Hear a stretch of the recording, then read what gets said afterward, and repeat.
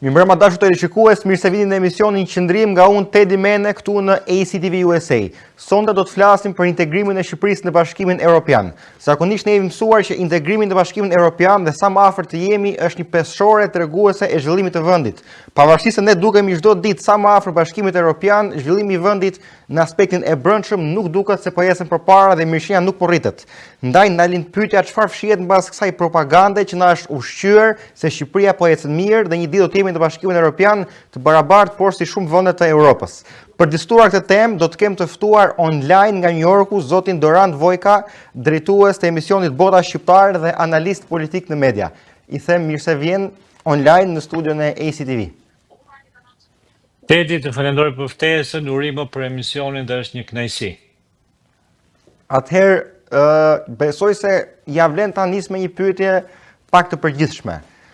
Apo ndërtohet se, dakord, ne drejtohemi drejt antarësimit të Bashkimit Evropian, po këtë Europën, apo e ndërtojmë dot, ose këtë standardin Evropian, apo e ndërtojmë dot brenda Shqipërisë, pra, a është paralele kjo ecuria jonë për antarësim me ecurin tonë për të arritur standardin e vërtet brenda vendit? Tedi, një pyetje shumë e drejtë dhe pyetjen tënde unë do të ndaj në dy pjesë. Pra Shqipëria po drejtohet drejt drejt Evropës dhe në fillim fare duhet pyesim ne a është kjo, besoj unë, a është kjo ajo që ne duam, pra duam ta drejtojmë në Shqipërinë drejt Evropës për të hyrë brenda Evropës dhe e dyta ai përmbush kushtet brenda në Shqipëri kjo hyrje në Evropë. Si çdo të thotë hyrje në Evropë, hyrje në Evropë njerëzit nuk e kanë, ne në Evropë jemi. Ne gjeografikisht në Europë jemi, po ne pretendojmë të hyjmë në Europë duke pasur në mendje ato përmirësimet ekonomike, përmirësimet politike që do të ndodhin vendit dhe kështu me radhë. Prandaj pyes, a ja vlen ta kemi këtë mendimin që do të hyjmë në Europë sepse nëse do të hyjmë në Europë, a do të sjellë Evropa këto ndryshime pozitive ekonomike që ne mendojmë do të na sjell apo jo, sepse duke pasur parasysh ato që po ndodhin brenda në Shqipëri, për sa i përket anës ekonomike, për sa i përket anës politike dhe kështu me radhë, nuk ma mendja se ka ndonjë shqiptar realist, ka shumë shqiptar ëndërrues, ka shumë shqiptar ëndërimtar, ka shumë shqiptar që besoj unë, si të thuash, partia akt, të cilë nga njëra anë apo nga ana tjetër e përdorin Evropën apo hyrën në Evropë për arsye të tyre përfitimet e veta politike, por mendoj që shqiptarët realistë, ku shikojnë atë që po ndodh në Shqipëri, pra ku shikojnë anën ekonomike të Shqipërisë, ku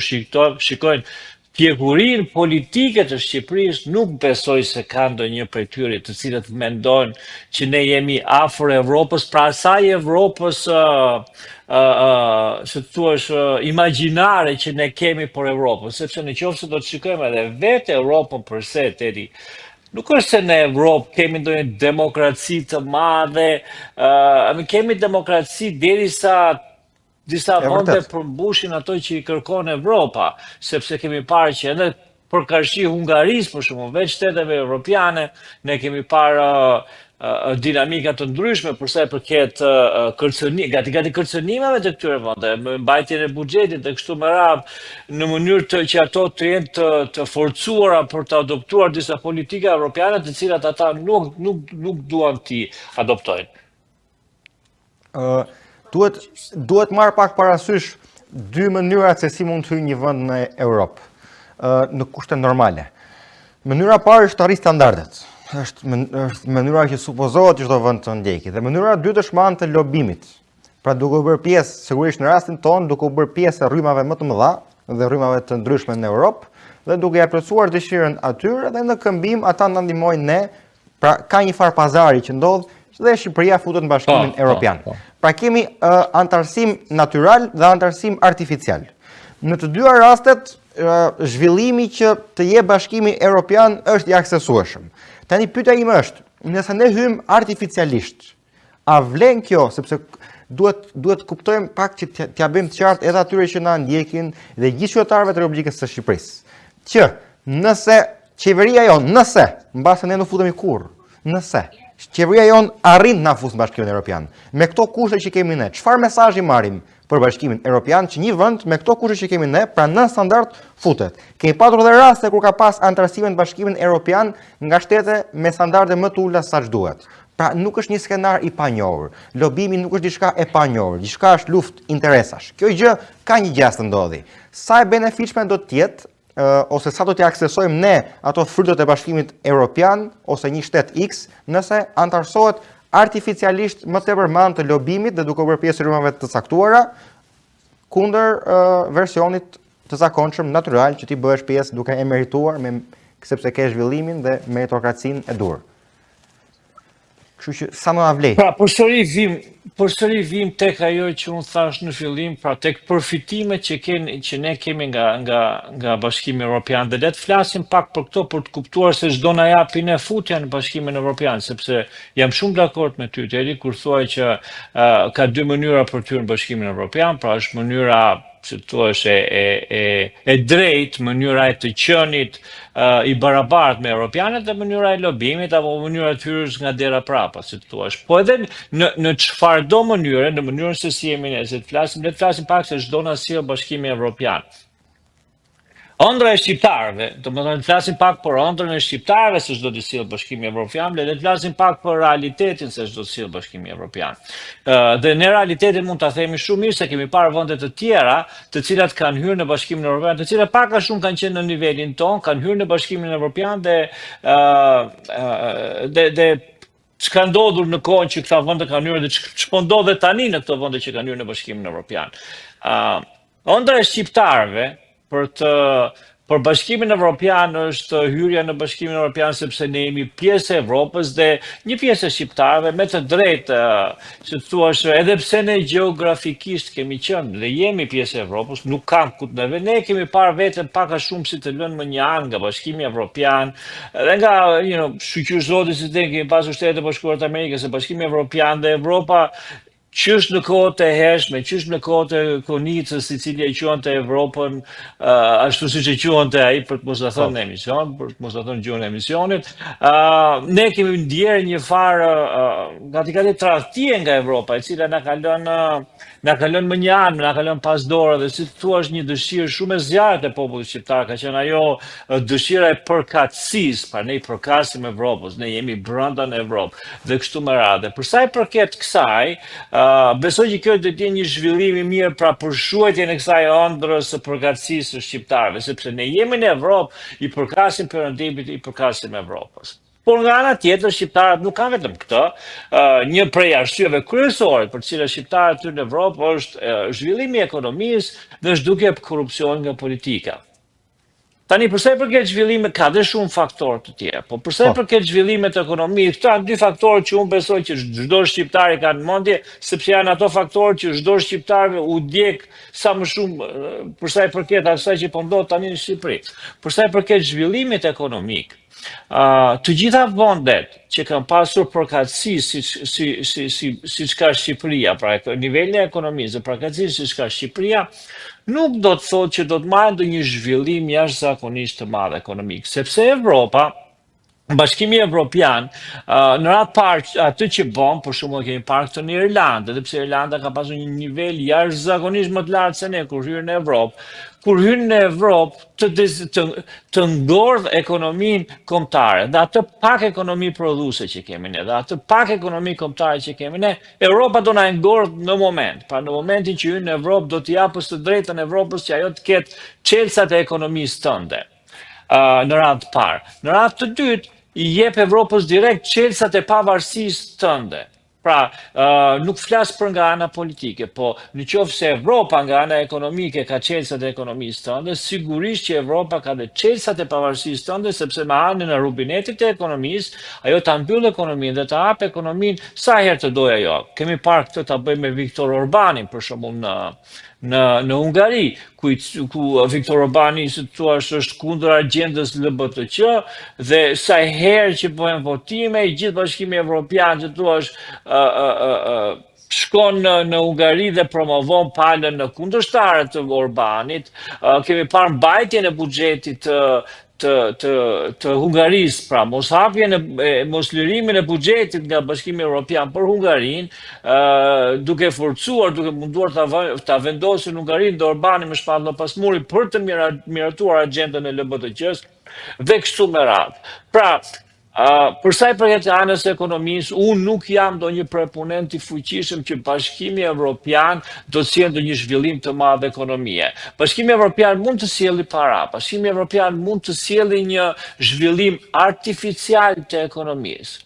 Por përsëri e them, ky zhvillim artificial i ekonomisë do të jetë i përkohshëm, sepse vendet e Bashkimit Evropian nuk kanë qejf të mbajnë njerëz pa punuar në shtëpi me para, dhe këtë ne e kemi parë gjatë, po e shikojmë edhe në Gjermani, ku shumica e shërbimeve sociale po përmbyllen, si thua edhe përveç gjermanët, e kemi parë edhe në vende të tjera të Evropës ku shërbimet sociale po përmbyllen, dhe si thash, kjo para e sjell do të ketë një farë zhvillimi të përkohshëm, po jo të përgjithshëm. Kjo para e sjell do të zhduki ekonominë shqiptare, do të zhduki prodhimet shqiptare, por do të zhduki dhe identitetin shqiptar, besoj unë, Tedi. Dhe identiteti shqiptar, unë besoj që ne nuk I japim shumë rëndësi. Populli shqiptar në Shqipëri nuk I jep shumë rëndësi, por duke jetuar ne këtu që jetojmë në Amerikë dhe shikojmë identitetin ton të familjes tradicionale, e shikojmë identitetin ton të njerëzve që besojnë në Zot, e shikojmë identitetin ton edhe tek shqiptarët që jetojnë këtu Shtetet Bashkuara të Amerikës, e shikon në një mënyrë shumë më të madhe se sa që shikojmë për shembull edhe në vende të tjera, nga shqiptarët në vende të tjera, sepse ne jemi pak më larg, Tedi, dhe ne jemi të forcuar të ruajmë këto identitetet tona, sepse dhe Shtetet e Bashkuara të Amerikës është një melting pot, si themi, një tenxhere e madhe ku ka shumë identitete dhe ne ruajmë identitetin ton dhe duke përballur identitetin ton kombëtar me ato që shikojmë me vende të ndryshme këtu në Shtetet e Bashkuara të Amerikës, ne kemi një identitet kombëtar jashtëzakonisht të mrekullueshëm, identitet I cili na ka bërë ne të ruajmë të jemi këta që jemi, edhe pse kemi qenë në pushtimet që është në kohën e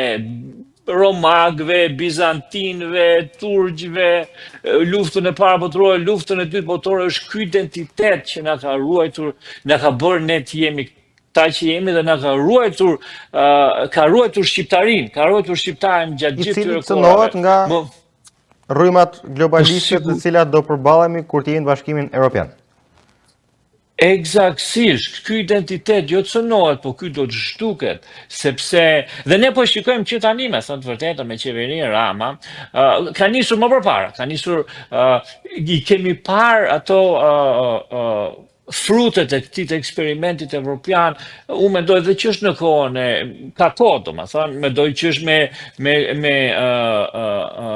miratimin e ligjeve LBTQ në vitin 2009, 2008, 2009 nga zoti Berisha, asaj kohë që u mbaj mend, ishin ligje u promovuan atkohë si ligjet më pro LBTQ në gjithë Evropën, se si populli ynë, një popull besoj unë edhe pse e karakterizojnë veten në shumë mënyra të ndryshme, Tedi, përsëri ne jemi popull tradicional. Dhe besoj që jemi një nga popullit më tradicional në Evropë. Sinqerisht e besoj këtë, duke qenë se edhe kam parë vetë Evropën, e kam parë dhe Amerikën, jemi popull tradicional, jemi popull që beson në familje dhe kështu me radhë, sepse dhe vetë ajo niveli ekonomik, niveli mënyra jetesës na ka bërë që të jemi një grup që jetojmë, një popull që jetojmë në grup, jo një popull I vetmuar. Pra kemi pasur shumë nevojë për njëri tjetrin që të mbijetojmë dhe jetojmë në grup. Domethënë, po ta shikosh, jap një shembull me miqtë e mi këtu kur flasim, nuk ka në një vend këtu që të shkosh të kërkosh një tas sheqer. Jo se kanë qenë kohë të mira, por ajo të bënte këtë, si thua, të ndërthurte vuajtja na ka bërë të ruajmë të traditën e bashkëpunimit me njëri tjetrit, e lidhjes me njëri tjetrit. Është një eksperiencë konservatore, jo, po. Sigurisht. Përpost të qenit konservator është pozitive. Është pozitive sepse është një kohë, ne ashtu kemi ruajtur veten tonë, pra kemi qenë të forcuar të bashkëpunojmë me njëri tjetrin ngushtë dhe kjo na ka bërë që të mbijetojmë asimilimit. Në qoftë se e shikon, për shembull, edhe në zonat që kanë qenë jashtë asaj zemrës së kombit shqiptar, se këto është Kosovë, se nuk duhet haruar se ne kemi zona të asimiluara në Greqi, kemi zona të asimiluara në Serbi dhe kështu me radhë. Pra kanë qenë shqiptarë të cilët janë asimiluar në Serbi dhe në Greqi. Por në zona që kemi qenë më afër kësaj tradite të bashkëpunimit me njëri tjetrin, nuk kanë arritur të na asimilojnë dot. Dhe unë besoj që të gjitha këto tradita do të na zhduken, janë vënë në sulm nga Bashkimi Evropian thash ka vite, me politiket LGBTQ, me politiket e transgenderizmit dhe kështu me radhë, që kemi parë më së fundi me qeverinë Rama, që unë besoj është një qeveri që sinqerisht është totalisht kundra asaj bërthamës familjare, të cilët për të cilën ne kemi një traditë të mrekullueshme dhe duhet ta ruajmë në çdo mënyrë. Kemi parë ditët e fundit protesta nga disa shoqata kundër ligjit të barazisë gjinore, sepse këta ishim te impakti ekonomik nga Bashkimi Evropian. Të lash të ma thoje këtë të identitetit, se doja të bëja një lidhje. Dua të bëj këtë lidhje. Pra, kur tham që kemi dy alternativa për tyr, që çdo vend ka për tyr në Bashkimin Evropian, dera pasme dhe dera e parme, duhet kuptojmë diçka. Hyrja nga dera pasme, që është rruga që ne po ndjekim, është një rrugë ku aty ndodh një pazar. Dhe ai pazar do të paguhet një ditë. Që ky pazar të ndodh, dhe ne shikojmë çfarë pazari mund të ndodh potencialisht. Çfarë pazari do tentohet të ndodh, nuk po ja bëj fakt të kryer, ne do të kuptojmë aleatët e rrymës që ka partia që ka Shqipëria në pushtet. Pa ne kemi në pushtet Partinë Socialiste. Nëse Partia Socialiste do duhet bashkëpunojë me një rrymë ekzistuese në Europë për të futur Shqipërinë në Bashkimin Evropian, do të jenë rryma të majta globaliste. Pra pazari po bëhet me këto rryma. Dhe kur të vi koha që ky pazar të paguhet, sepse ndryshe nga hyrja me meritokraci, tipo kur hyn me lobbying, sigurisht do marrësh dhe do japësh, kur të vi puna për të dhënë, ne do japim diçka e cila përputhet me interesat e këtyre rrymave të majta globaliste. Ndaj unë të lash të përfundoje argumentin për identitetin, për arsye se ajo që ta kërkojnë në këmbim është vërtet në mënyrë të drejtë për drejtë kërcënim për identitetin e një vendi.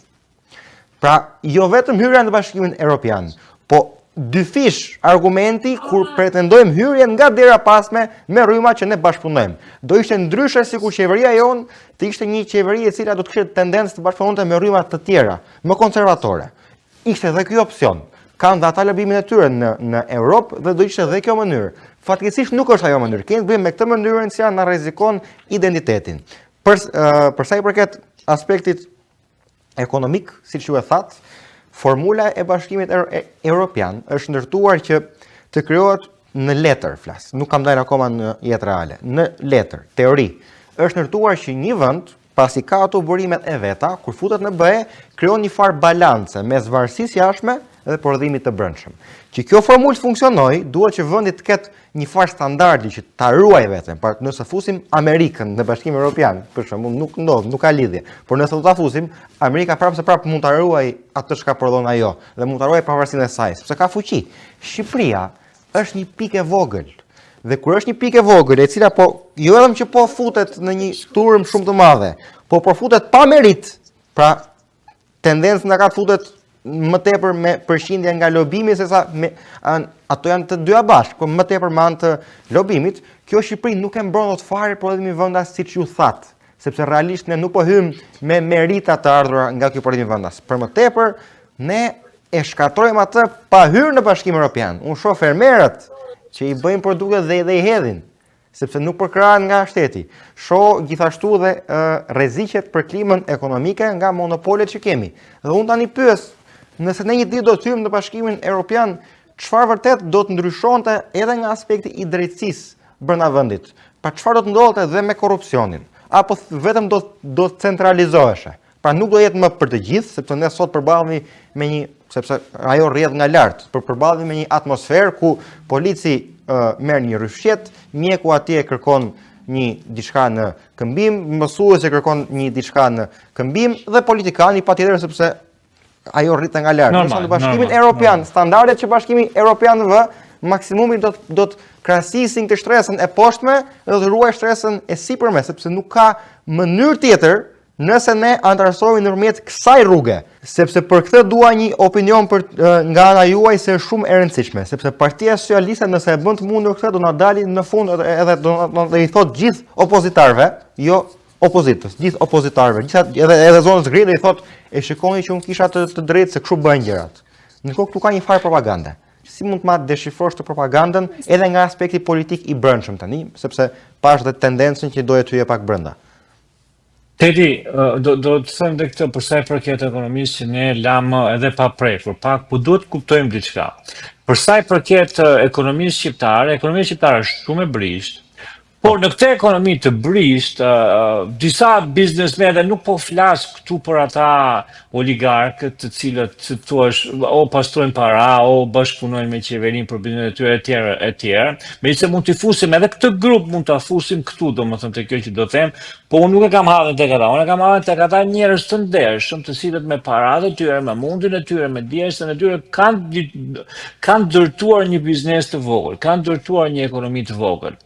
Konkurenca që këta njerëz do përballen në qoftë se Shqipëria futet në Bashkimin Evropian kur këta njerëz nuk janë gati akoma, sepse shikoj këtë qëndrimin e qeverisë Rama të njëanshëm, pra shikoj një qëndrim që Shqipëria të futet në Bashkimin Evropian, po pa pasur qëndrimin tjetër që a do të jenë bizneset tona gati të përballen me konkurrencën që do përballen në këtë tregun e Bashkimit Evropian.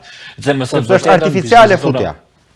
Sigurisht, dhe bizneset tona, këto bizneset që unë them, nuk flas për bizneset që thash që përdorin në para të zezë, para që vjen nga rruga e krimit për të financuar biznesin e tyre. Unë flas për bizneset të cilat kanë ndërtuar biznesin e tyre me mund të diesh duke u përballur me të njëjtat biznese në Evropë, të cilat subvencionohen nga shtetet fuqishme. Nuk ka se si një biznes sado konkurrent jetë në Shqipëri të konkurroj përballë këtij biznesi francez apo gjerman, biznesi i cili si thua deri tani, për shembull në Shqipëri ka përfituar nga paga e ulët, ka përfituar nga taksat pak më ndryshe se sa Bashkimit Evropian. Ky biznes në momentin që futet Shqipëria në Bashkimin Evropian do të detyrohet të përballet me biznesin gjerman, me biznesin francez, me biznesin italian, të cilët subvencionohen nga shtete si Gjermania, si Italia, si Franca. Shteti ynë nuk i subvencion, nuk e ka të luks të subvencionojnë, do të se shteti ynë s'ka luks të mbajt njerëzit e vetë me bukë, si të thuash, me mbështetje sociale.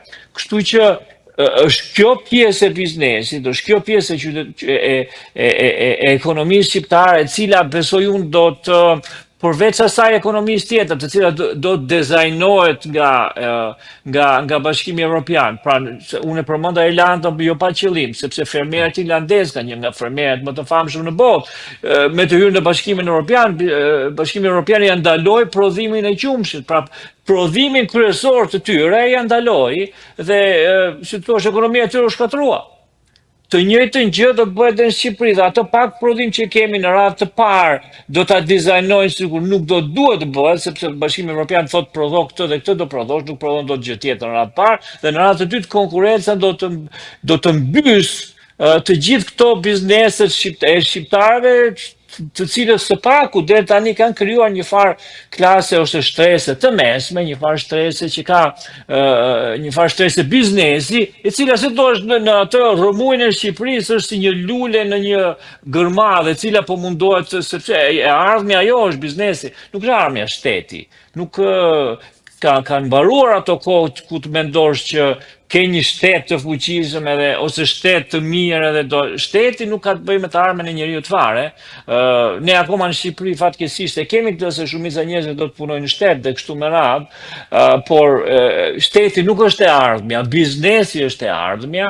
Dhe këtë gjë do të shikojmë shumë mirë kur të hyjmë në Evropë, dhe nëse kemi edhe me këtë mentalitet që shteti dhe jo biznesi, atëherë do të bijem, si thua, shumë poshtë apo shumë keq, do rrëzohemi shumë keq në këtë hyrje tonë e Evropës. Pra, për të ardhur tek pyetja jote, besoj që ekonomia shqiptare në këtë përqasje që po bën qeveria shqiptare, pra ku po mundohet nga një anë të hyjë në Bashkimin Evropian, po nga ana tjetër nuk po e ndihmon ekonominë shqiptare të përballojë këtë tsunami që do futet nga Bashkimi Evropian, besoj që do të shkatërrojë totalisht ekonominë shqiptare.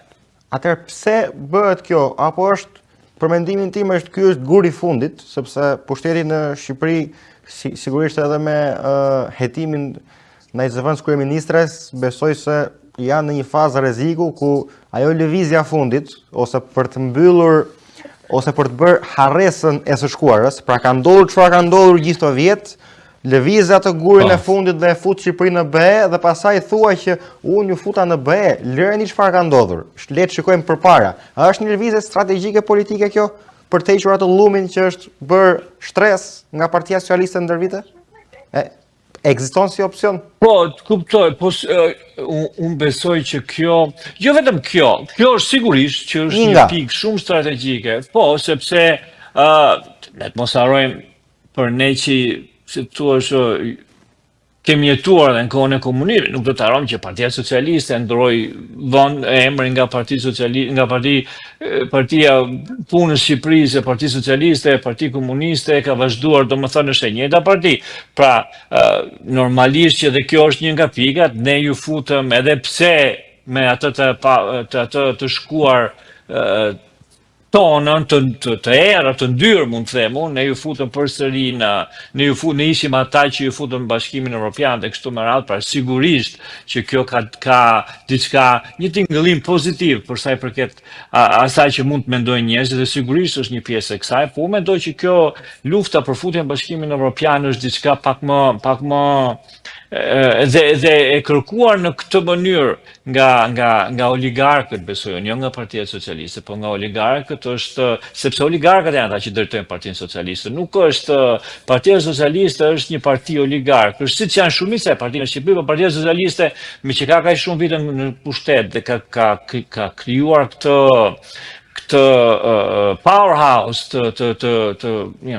makinerit fuqishme ekonomike, sepse normalisht që ajo ka qenë interesi tyre i vetëm, unë besoj që futja në Bashkimin Evropian do t'ishte mirë për këto oligarkët, të cilët do cimentonin atë pozicionin e tyre si oligark në Shqipëri, duke ruajtur këtë oligarki pastaj brez pas brezit. Do t'ishte futja në Bashkimin Evropian, mendoj unë Tedi, do t'ishte ajo garancia e fundit që jepet atyre që në çdo kohë kur ndryshon pushteti të mos ndodhin revolucione, po të ndodhi vetëm ndryshim pushteti. Në vendin ku jemi ne tani, në Shqipëri, fare mirë dhe unë nuk flas më revolucion, larg qofshit 1997 apo kështu me radhë, po me pak kënaqësinë e popullit shqiptar dhe me pak kënaqësinë dhe me atë nivel të ekonomisë shqiptare, me këtë nivel të largimit të shqiptarëve, ndonjë forcë politike. Kemi parë disa përpjekje të disa individëve të cilët po mundohen të ngrinë kokën, po ndonjë forcë politike mund të marrë në dorë çelësat e Shqipërisë dhe kjo forcë politike mund të krijojë gati atë që kërkojnë njerëzit. Njerëzit në Shqipëri, shqiptarët, në diskutimet e mia Tedi, me 99.9% të shqiptarëve, qofshin ta të majt, qofshin ta të djathtë, edhe pse që të thuash shqiptarët akoma nuk e kanë shumë të qartë, janë të majta të djathtë, për mendimin tim shumica shqiptarët të djathtë, por në diskutimet e mia, shumica dërmuese e tyre thonë që kjo kasta politike në Shqipëri është një kastë politike e dështuar, të gjitha të këqijat në Shqipëri kanë ardhur nga kjo kastë politike, duhet të largohen dhe gati si thash kemi një urrëtie e cila zihen nëpër njerëz, urrëtie e cila në qoftë se do të ishte kapitalizuar nga ndonjë politikan i ndershëm, politikan i cili megjithmonë e çan këtë bllokadën që kanë bërë gardat e vjetër politikës shqiptare, se politika shqiptare ka shumë gardistë të vjetër të cilët ruajnë ato pozicionet e tyre. Kjo do kthej në tragjedi për të gjithë këtë kastë shqiptare, sepse, siç thash, një lexim i asaj që kërkon populli shqiptar apo një zbatim i dëshirës popullit shqiptar do të thej në tragjedi për këto oligarki shqiptare që kemi ne tani dhe besoj që nxitimi për të futur në Bashkimin Evropian do t'i siguronte atyre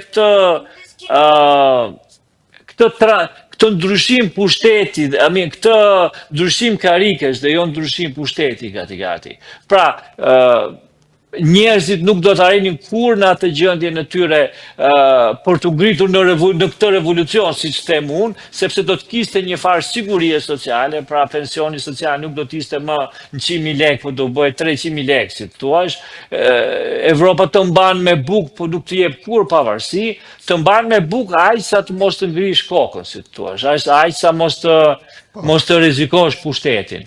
Dhe besoj që kjo është një prej arsyeve të tyre të cilët po mundohen si të thuash me ato rotat tona akoma katrore, pra të pabëra rumullake ta shtyn karrocën e Shqipërisë për të arritur në Bashkimin Evropian. Shiko, për mos dal edhe nga një koncept i dilemës që po ndodh sot. Pra përveç të metave të Bashkimit Evropian, unë dua të di a duhet pranojnë qytetarët shqiptar atë fjalin në fund nga kryeministri, potencialisht, a duhet ta pranojnë që e shikoni, unë kisha të drejtë, ju shpëtova.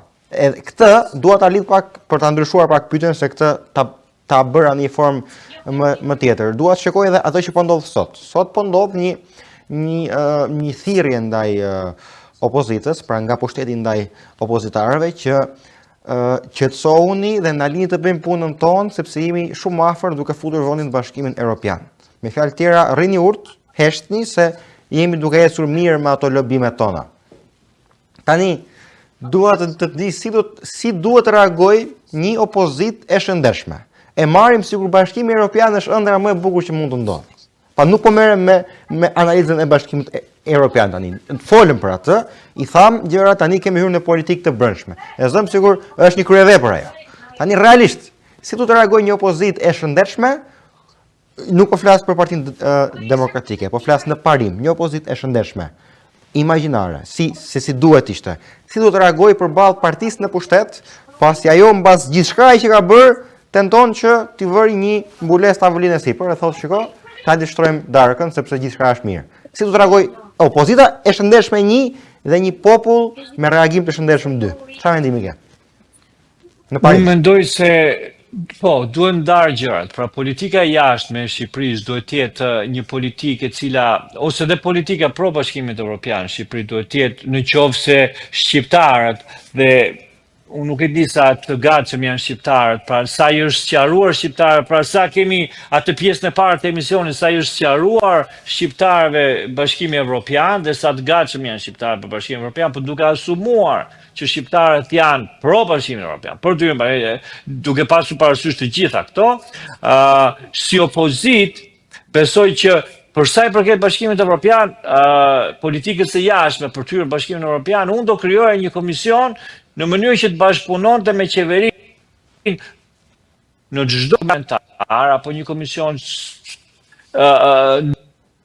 ndërparlamentar, ata do të krijojnë një që ata të bashkëpunonin në çdo kohë me qeverinë sa i përket së jashtme dhe politikës së hyrjes bashkian. Po kjo nuk do të thotë që korrupsioni i vendit, që ato që po ndodhin brenda në vend, pra nuk do të thotë që qeveria të bëhet palë me qeverinë, opozita të bëhet palë me qeverinë. Kjo nuk do të thotë që opozita të mos ta ngrejë zërin kundra korrupsionit galopant që po ndodh në vend. Pra ne kemi në Shqipëri kemi tani më 40 vendës kryeministra që janë thitur në shpak. I pari nuk dihet se ku është dhe e dyta po paraqitet në SPAK. Pra i pari është larguar nga syt këmbët. Ne kemi kryetarin e Bashkisë Tiranës, njeriu numër 2, i cili ishte njeriu numër 2 në Partinë Socialiste, pra ose si thua ai replacement, zëvendësimi i ardhshëm i zotit Rama, i kryeministit Rama në Shqipëri,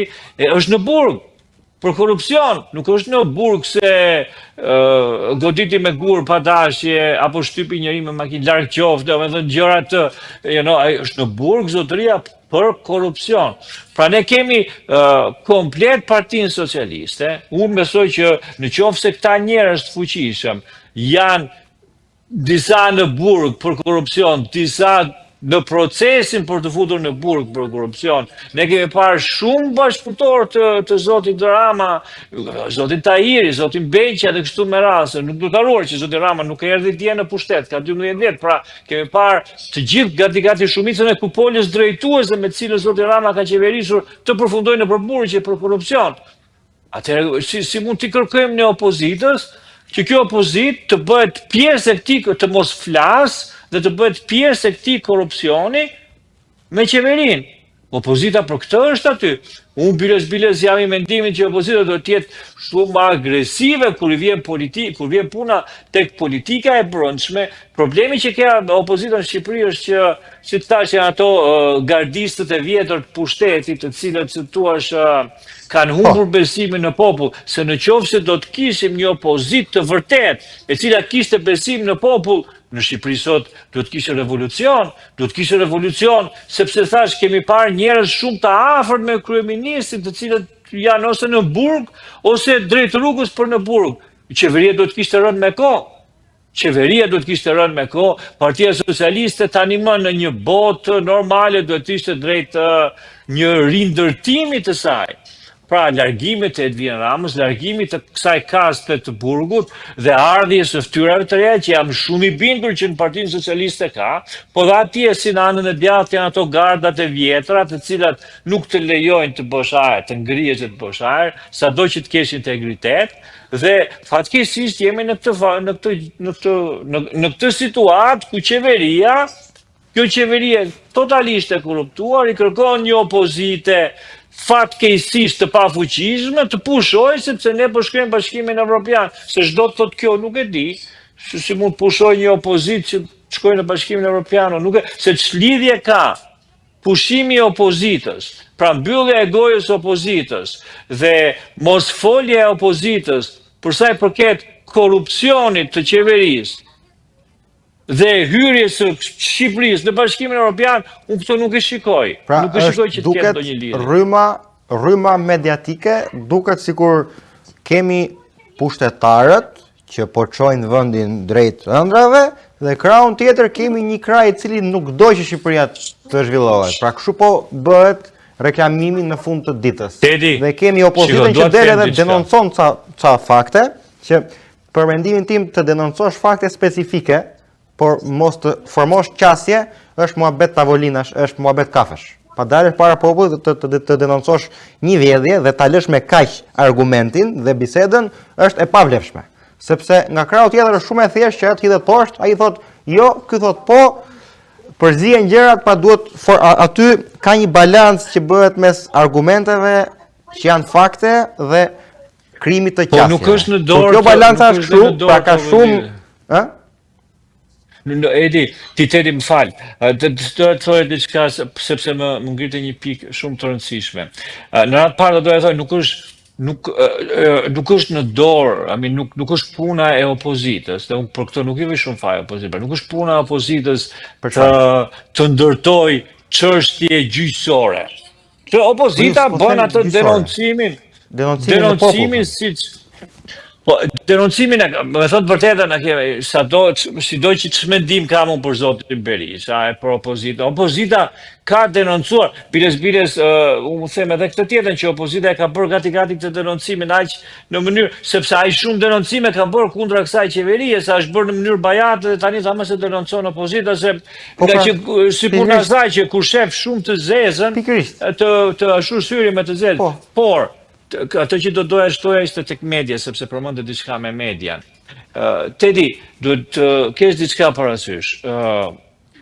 Pas Covidit, pra pas 2020-ës, shumica e njerëzve, besoj unë, edhe mua inkluduar, na janë hapur syt për sa i përket medias. Ç'dua të them me këtë?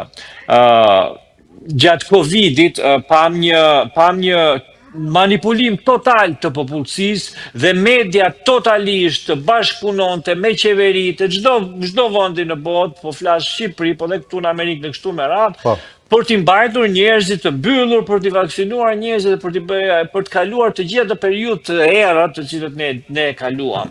Si Shqipëri, si këtu Shtetet Bashkuara të Amerikës. Në sot, në këtë moment, besoj unë, kemi dy grupime njerëzish të cilat njëri grupim e merr informacionin nga media dhe unë medias, mainstream media, si themi ne këtu, pra medias vizive, në Shqipëri Top Channel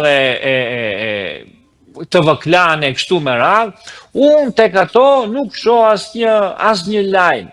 Nuk i shikoj, sepse e di që janë lajme me editorial. Pra janë lajme të pikturuara për t'i vajtur një agjende pas ose një agjende tjetër pas. Ka një grupim të popullsisë i cili është nga mosha 50 vjeç e lartë, i cili mendoj unë i shpërlahet truri, mendoj unë, nga kjo media, mainstream media, pra që i merr lajmet akoma nga mainstream media. Ama ka dhe një grupim të popullsisë, i cili është grupimi më i ulët i popullsisë, pra 50 vjeç e 40 vjeç e poshtë, mendoj unë, të cilët i marrin lajmet, nuk i marrin më lajmet nga media sociale dhe kështu me radhë, por i marrin lajmet nga mainstream media, pra nga media tradicionale, po i marrin lajmet nga media sociale, shikojnë ACTV, shikojnë lajmet të tjera, pra grupimet të tjera lajmesh. Ku ka variabilitet. Eksaktësisht. Krahasim aty, po. Eksaktësisht. Dhe ajo media që ti përmend, dhe fatkeqësisht është kjo media, mainstream media, e cila është e lidhur totalisht në Shqipëri, sidomos në Shqipëri. Ne kemi parë dhe këtu në Amerikë, po sidomos në Shqipëri. Kjo mainstream media, pra media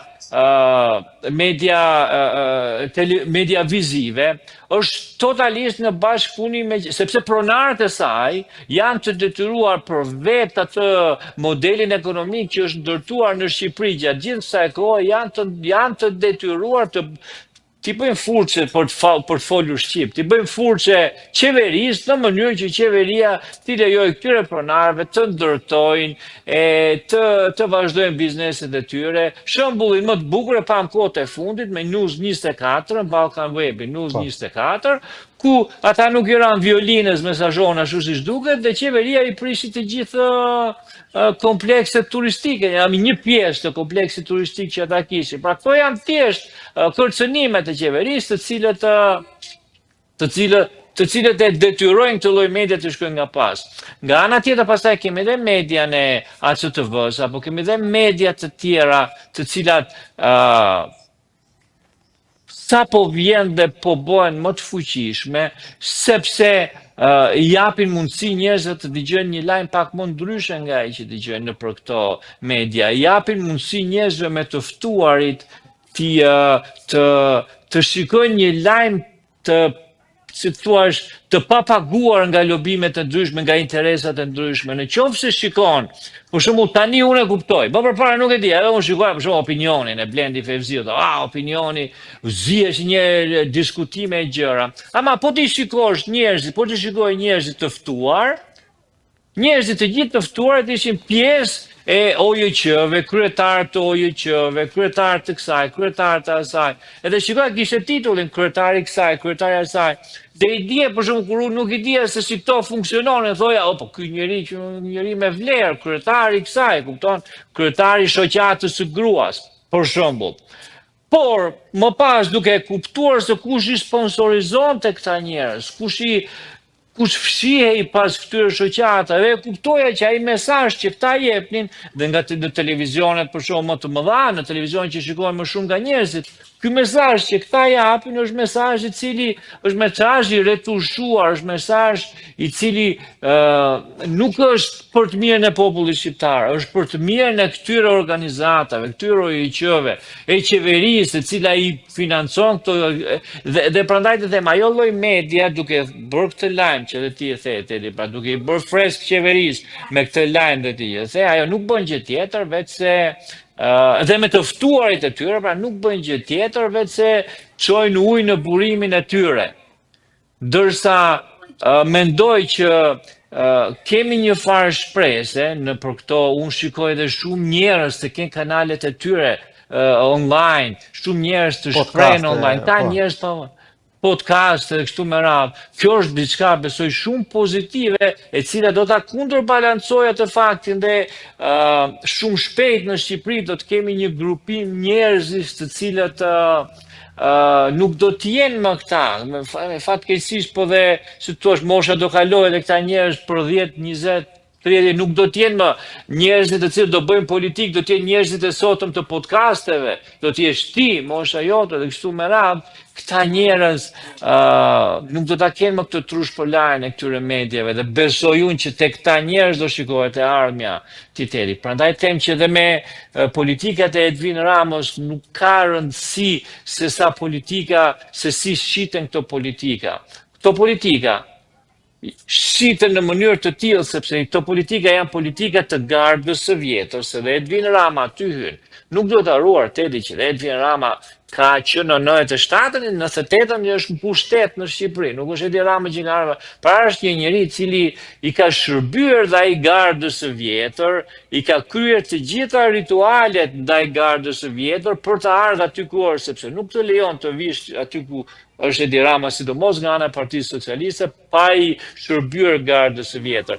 Këta janë të gjithë njerëz të gardës së vjetër dhe çdo gjë, çdo formë politike që këta kanë, çdo gjë politike që vjen nga këta, më vjen keq ta them, po unë e marr me të grain of salt sistemin e pra, e marr me dyshim. Sepse e ka treguar çdo gjë që kanë bërë deri tani, që nuk kanë bërë asgjë pozitive për këtë popull. Dhe në qoftë se është bërë diçka pozitive, kanë përfituar vetë në 100% dhe ka dhe përfituar populli 1% se thua.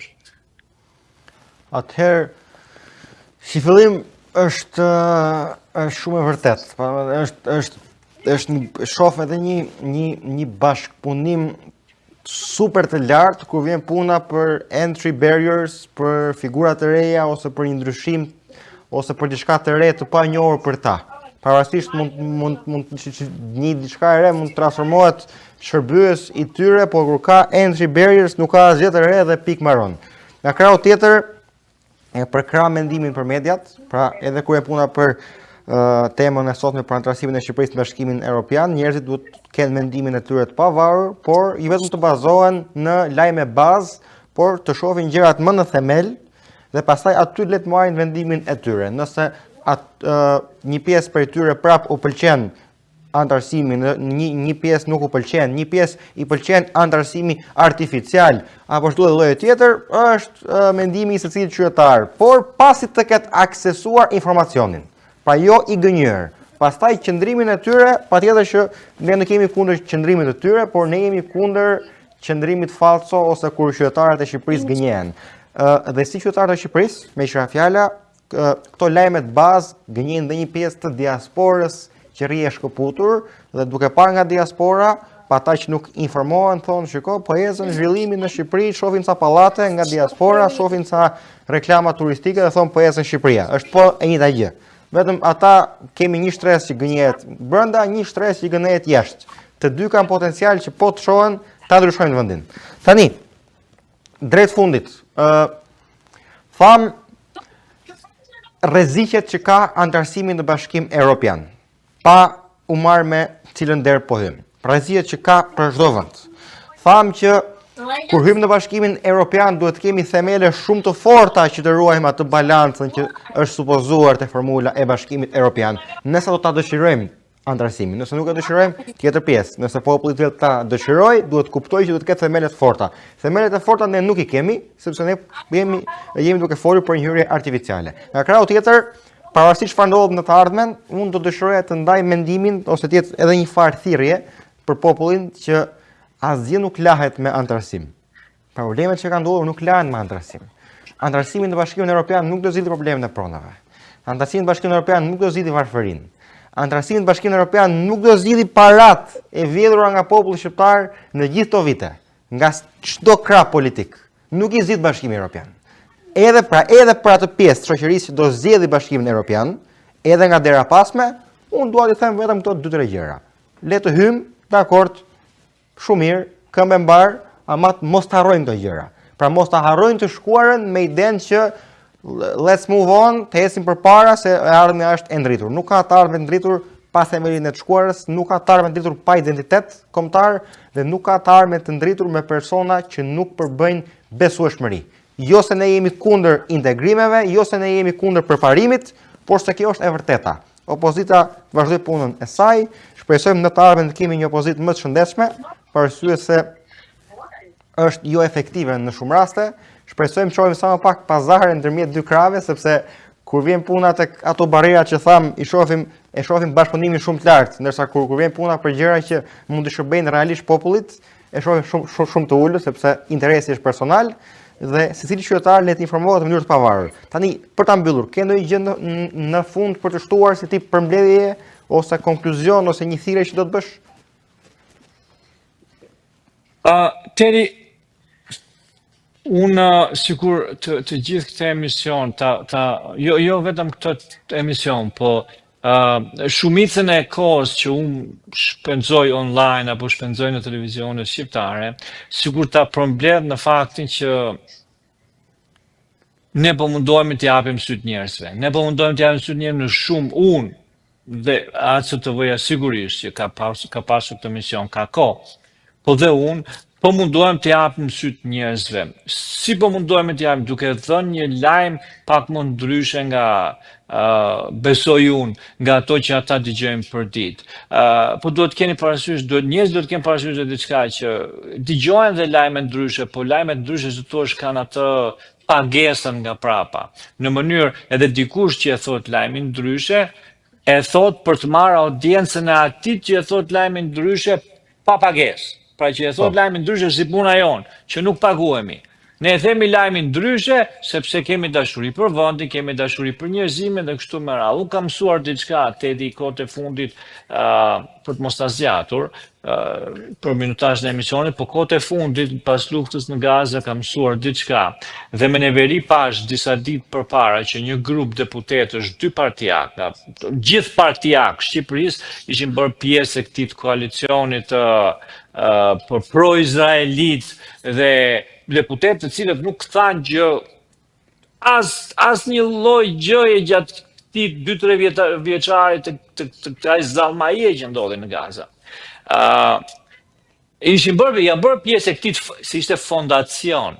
Dhe janë bërë pjesë e këtij fondacioni, sigurisht se as atyre nuk jam shumë i bindur që nuk duan të dinë, se kush duan din për njërën palë, duan din, as për palën tjetër, po janë bërë pjesë e këtij fondacioni, normalisht sepse është fondacion, për para. Duhet të them këtë, politikanët shqiptar të sotëm, fatkeqësisht, edhe ju e them ka disa, nuk mund t'i fusim të gjithë aty. Po shumica e politikanëve të sotëm shqiptar, sidomos ato të cilat janë futur në politik në përmjet që kanë kaluar këto si thua kufirin e këtyre gardave të vjetra, por që janë lejuar të futur duke kaluar kufirin e gardave të vjetra, këta politikanë shqiptar nuk do të sjellin asgjë të mirë Shqipërisë. E vërteta mbi njerëz është se këta janë njerëz të shitur, këta janë njerëz pa integritet personal, këta janë njerëz të cilët nuk kanë asnjë lidhje me ato vlerat, me traditat e kombit shqiptar, me traditat tona, me traditat të cilat ne si komb i kemi ruajtur me shekuj, dhe sa më shpejt të gjejmë njerëz që na mbështesin traditat tona, që na mbështesin vlerat tona, vlerat familjare, besimin në Zot, traditat e shqiptarit. Sa më shpejt i gjejmë ta njerëz, nuk do na shpëtoj as Bashkimi Evropian, nuk do na shpëtoj as Amerika, ne do na shpëtojnë këta njerëz me tradita shqiptare të cilët do të na që, sepse në qoftë se ka njeriu këto tradita shqiptare në shpirt, në vetvete, jam shumë i bindur që do ta drejtoj vendin drejt rrugës së duhur. Let na çojnë sa duash në Bashkimin Evropiane. Let na fusin me zor LBTQ. O politikat e transgenderizmit, a politikat e prindit 1, prindit 2, aq politikat e tjera na fusin këta.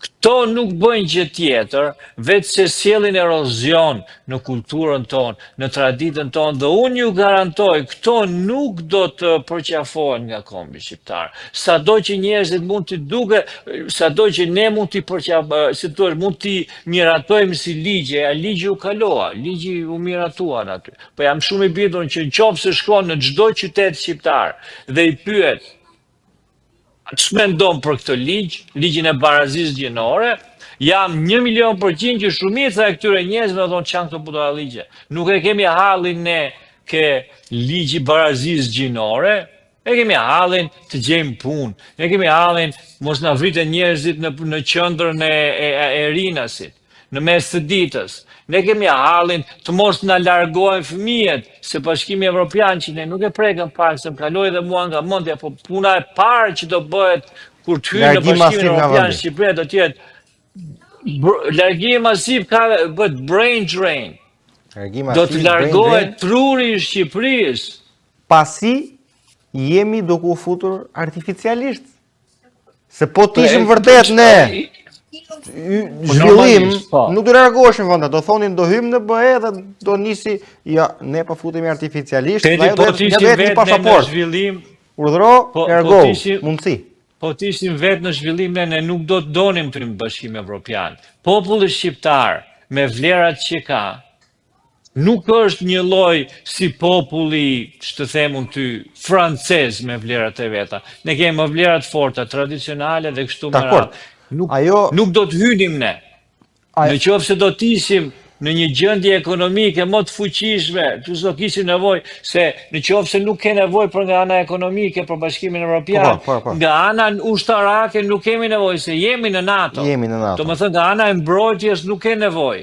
Ne shikojmë vetëm mënyrën e ekonomisë për të hyrë në Bashkimin Evropian, dhe në qoftë se do ishim një shtet i fuqishëm, ose një shtet me një ekonomi të zhvilluar, nuk do donin njerëzit, se do ishte edhe një zhvillim më i madh i njerëzve nga ana e zhvillimit të akuz mendor, dhe nuk do donin njerëzit të hynin në Bashkimin Evropian. Se nuk dua ta nxjerr pro apo kundër integrimit në BE.